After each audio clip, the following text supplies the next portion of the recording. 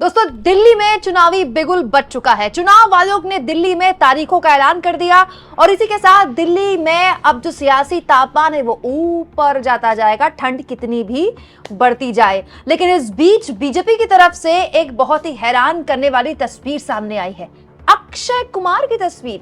Yes, BJP ने अक्षय कुमार को आगे कर दिया है चुनावी बिगुल में। दोस्तों, चुनाव का ऐलान होते ही दिल्ली में जाहिर तौर पर आम आदमी पार्टी और बीजेपी पर सबकी निगाहें हैं, क्योंकि राजनीतिक पंडित भी अब कुछ भी सीधे भविष्यवाणी करने से बच रहे हैं, क्योंकि हरियाणा में भविष्यवाणी की गई थी, गलत साबित हुई, महाराष्ट्र में की गई थी, गलत साबित हुई, तो हर कोई अब बच रहा है। लेकिन दिल्ली में अरविंद केजरीवाल 10 साल की अपनी एंटी इनकम्बेंसी के बाद भी सीएम बन पाते हैं कि नहीं बन पाते हैं, इस सवाल का जवाब तलाश ही रहे थे लोग कि अचानक बीजेपी की तरफ से अक्षय कुमार को आगे किया गया। दोस्तों, दरअसल इस वक्त दिल्ली में एक बहुत ही इंटरेस्टिंग वॉर चल रही है और वो है दोस्तों आईटी सेल की वॉर।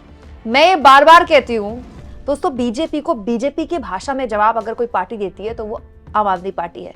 तो सोशल मीडिया में जो आईटी सेल है वो सबसे बड़ा बीजेपी का है कि नहीं है, और इसीलिए बीजेपी तरह तरह की चीजें इस आईटी सेल के जरिए और अलग अलग पोस्ट के जरिए लोगों के बीच पहुंचाती है, क्योंकि दिल्ली का चुनाव बड़ा अलग तरह का चुनाव है। दिल्ली का वोट उस तरह से जाति पर नहीं पड़ता जैसे कि दूसरे राज्यों पर पड़ता है, इसीलिए बीजेपी अलग तरह से कोशिश कर रही है जमीन पर अपनी बात पहुंचाने की। और इसके लिए बीजेपी ने किसका सहारा लिया है? अक्षय कुमार का। दोस्तों, दरअसल दिल्ली बीजेपी की तरफ से एक स्पूफ वीडियो शेयर किया गया है। स्पूफ वीडियो में अक्षय कुमार की फिल्म जॉली एलएलबी आपने देखी होगी, जॉली एलएलबी में वो वकील बने हुए हैं, वो वाला सीन शेयर किया गया है, जिसमें अक्षय कुमार सवाल जवाब कर रहे हैं और जो सामने हैं वैसे तो वो कोई और है, लेकिन फोटोशॉप करके उसकी जगह अरविंद केजरीवाल को लगा दिया गया, अरविंद केजरीवाल की तस्वीर लगा दी गई है और एआई के जरिए अरविंद केजरीवाल की आवाज़ भी वो शख्स वैसे ही निकाल रहा है। एआई का ज़माना है, सब ऐसे ही करते हैं। वैसे मैं तो ये सोच रही हूँ दोस्तों कि मोदी जी एआई के गलत इस्तेमाल को लेकर इतने परेशान रहते हैं और साफ बोलते भी हैं, लेकिन देखिए उनकी अपनी पार्टी ये सब कर रही है। हालांकि इसमें कोई पार्टी पीछे नहीं है, सब पार्टियां करती हैं और सब पार्टी कर रही हैं। लेकिन ये बड़ा इंटरेस्टिंग है दोस्तों कि अक्षय कुमार का वीडियो ही क्यों उठाना पड़ा। वैसे फिल्में तो बहुत सी हैं, और अगर कोर्ट रूम का सीन उठाना था तो कोर्ट रूम की भी बहुत सी फिल्में हैं जो इस बीच आई हैं, जो बहुत बड़ी बड़ी हिट हैं, जॉली एलएलबी से भी बड़ी बड़ी हिट है। लेकिन अक्षय कुमार वाला ही सीन क्यों उठाना पड़ा? वैसे अक्षय कुमार से बीजेपी की करीबियां किससे छुपी हैं? आप आम कैसे खाते हैं, काट के कि चूस कर? अक्षय कुमार ने ये सवाल पूछकर भारत के बड़े बड़े एंकरों के सामने टफ कंपटीशन रख दिया था। और वैसे दोस्तों, अक्षय कुमार दिल्ली से ही हैं, दिल्ली के चांदनी चौक से ही हैं अक्षय कुमार, और यहीं से उन्होंने अपना सफर आगे शुरू किया था फिल्मों का। उसके बाद वो मुंबई गए थे, तो हो सकता है दोस्तों इसीलिए अक्षय कुमार की फिल्म का यही सीन उठाया गया। हालांकि अक्षय कुमार के नाम को आगे करना बीजेपी की खींच बताता है। खींच ये कि बीजेपी के पास उस सवाल का जवाब नहीं है जो आम आदमी पार्टी और अरविंद केजरीवाल बार बार उससे पूछ रहे हैं, वो ये कि घोड़ा तैयार है, दूल्हा कहाँ है, कि आखिर दिल्ली का मुख्यमंत्री चेहरा कौन है। ये सवाल बीजेपी को भारी इसलिए पड़ रहा है क्योंकि बिना सीएम कैंडिडेट के उसने कई चुनाव जीते, एमपी में जीता, महाराष्ट्र में जीता। वो इसीलिए क्योंकि दूसरी पार्टी, विपक्षी पार्टी के पास, जो बीजेपी के विपक्ष में खड़ी है, उसके पास स्ट्रॉन्ग सीएम कैंडिडेट नहीं था या फिर उसने घोषित नहीं किया था।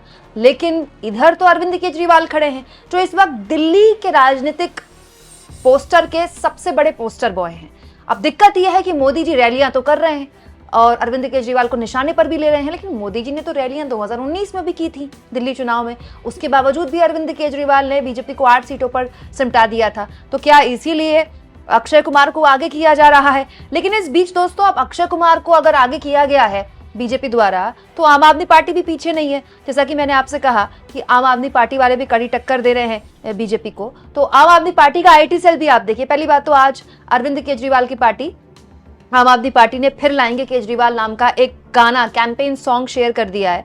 और आम आदमी पार्टी के कैंपेन सॉन्ग हमेशा से बहुत ही पिकी रहे हैं, बहुत पकड़, जमीन पर एकदम से पकड़ लेते हैं। और ये कैंपेन सॉन्ग भी बहुत पॉजिटिव, बहुत एक तरह से उम्मीद जगाने वाला, आशा पैदा करने वाला है, जिसमें केजरीवाल का मुस्कुराता हुआ चेहरा दिख रहा है, लोगों की भीड़ दिख रही है, लोग नाचते गाते दिख रहे हैं। एक फील गुड फैक्टर क्रिएट करता हुआ ये सॉन्ग आज शेयर किया गया। वहीं दूसरी ओर आईटी सेल देखिए आम आदमी पार्टी का कैसी गुस्ताखी कर रहा है, हमारे अमित शाह को गजनी बना रहा है। हे भगवान, अक्षय कुमार के कंपैरिजन में किसको उतार दिया आम आदमी पार्टी ने? आमिर खान को। हे भगवान, आमिर खान ये वीडियो देखेंगे तो उनको कैसा महसूस होगा। वैसे क्या आपको पता है, आउट ऑफ द कंटेक्स्ट बात है लेकिन फिर भी बता रही हूँ, अक्षय कुमार और अमित शाह के एज में कितना फर्क है? नहीं पता? गूगल करके देखिए तो आपको हैरानी होगी। खैर, एक बार फिर से कंटेक्स्ट पे आते हैं। आम आदमी पार्टी की आईटी सेल की गुस्ताखी देखिए एक और। हमारे अमित शाह को क्या बना दिया आम आदमी पार्टी ने? चुनावी मुसलमान। अमित शाह ये फोटो देखेंगे तो अमित शाह को कितना बुरा लगेगा। चुनावी मुसलमान बना दिया अमित शाह को, और बकायदा जो पूरा वेशभूषा है अमित शाह की वो मुसलमानों वाली है, और ऊपर लिखा हुआ है चुनावी मुसलमान। निर्माता एवं निर्देशक अमित शाह। रिलीज हो रही है चुनाव से पहले। कभी सोचा है कि चुनाव आते ही बीजेपी को मुसलमानों की इतनी याद क्यों आती है? और नीचे देखिए लोटस प्रोडक्शन, बीजेपी का चुनाव चिन्ह, और वो ऐसे कर दिया गया है उल्टा। फीचरिंग रोहिंग्या, बांग्लादेशी, मौलवी, मौलाना, इमाम, वक्फ बोर्ड।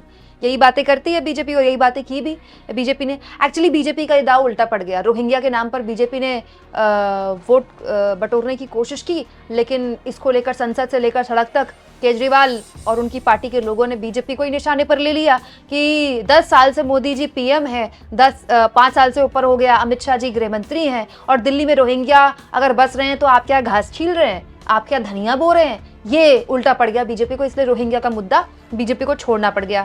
और तो और दोस्तों, चुनाव आयोग पर लगातार चुनावी घोटाले के आरोप भी आम आदमी पार्टी लगाती रही, और इसमें भी अमित शाह को ही आगे किया गया है। इसके अलावा दोस्तों, एक और तस्वीर जिसका भंडाफोड़ भी आम आदमी पार्टी ने किया था, बीजेपी के उम्मीदवार प्रवेश वर्मा, जिन्होंने खुलेआम अपने घर में महिलाओं को पैसे बांटे और उसके बाद पकड़े जाने पर कहा हाँ मैं पैसे बांट रहा हूं। ये भी अपने आप में एक मतलब आम आदमी पार्टी के लिए शाबाशी वाली बात है कि कहा तो हर जगह जाता है कि बीजेपी पैसे बांटती है, बीजेपी पैसे बांटती है, लेकिन आम आदमी पार्टी ने इसका भी भंडाफोड़ कर दिया। तो आम आदमी पार्टी की आईटी सेल इसको भी कुछ इस तरह से पोस्ट के जरिए दिखा रही है। इसीलिए शायद प्रवेश वर्मा का कार्टून बनाकर आम आदमी पार्टी की ऑफिशियल एक्स हैंडल में कुछ इस तरह का पोस्ट शेयर किया गया। तो ये आप कह सकते हैं कि बीजेपी आईटी सेल अगर शेर है तो आम आदमी पार्टी सवा शेर है। ये तब है दोस्तों जब बीजेपी आईटी सेल के पास अथाह संसाधन है, अथाह पैसा है। मतलब बीजेपी देश की सबसे रईस पार्टी है, दुनिया की सबसे बड़ी पार्टी है, लेकिन उसके बावजूद भी उनको कड़ी टक्कर कौन दे रहा है? आम आदमी पार्टी का आईटी सेल। और ये सब कुछ तब हो रहा है जब दिल्ली में चुनाव की तारीखों का ऐलान हो चुका है। आपको क्या लगता है दोस्तों, ये जो जबरदस्त नूरा कुश्ती दोनों की आईटी सेल के बीच सोशल मीडिया में दिखाई दे रही है, क्या जमीन पर भी दिखाई देगी? वैसे हमको भूलना नहीं चाहिए 2014 का आखिरी चुनाव था जो जमीन पर लड़ा गया था। अब सारे चुनाव सोशल मीडिया पर ही लड़े जा रहे हैं। नैरेटिव यही बनता है, और यही इसी नैरेटिव के जरिए चुनाव जीतना किसी भी पार्टी के लिए आसान होता है, खास तौर पर दिल्ली जैसे राज्य में जहां पर पॉपुलेशन ज्यादातर अर्बन है और वोट जात के नाम पर कम पड़ता है। आपको क्या लगता है दोस्तों? कमेंट बॉक्स में जरूर लिखें, और जितना हो सके चैनल को शेयर करें, सब्सक्राइब करें, और थैंक्स और ज्वाइन, ये 2 ऑप्शन है जिसके जरिए आर्थिक तौर पर भी आप चैनल के हाथ मजबूत कर सकते हैं।